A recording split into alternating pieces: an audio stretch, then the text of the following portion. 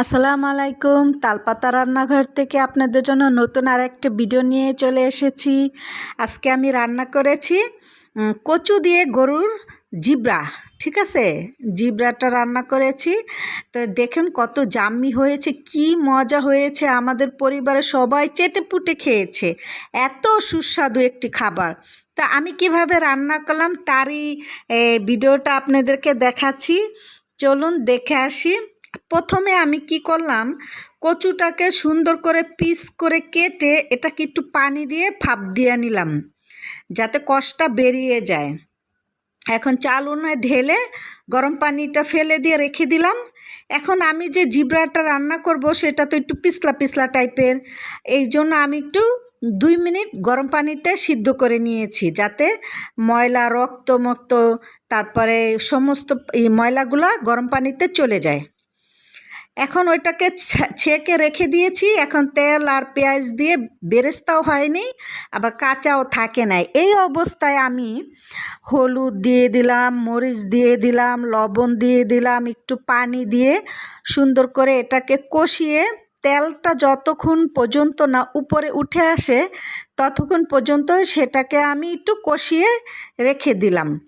তারপরে ওইটার পরে আবার কতগুলো উপকরণ দিলাম।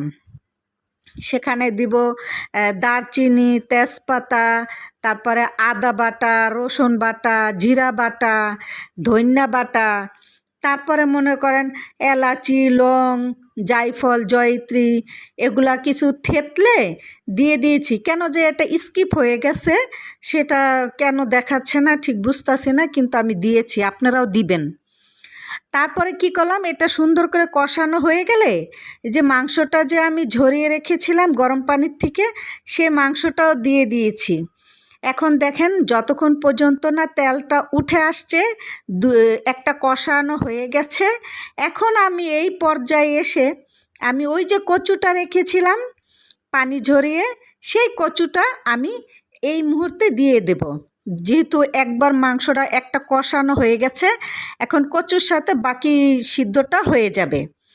এখন দেখুন আমি কচুটার সাথে একবার লাড়াচাড়া দিয়ে রেখেছি। এখন আমি এর সাথে সিদ্ধ হওয়ার জন্য গরম পানিটা অ্যাড করে দিব।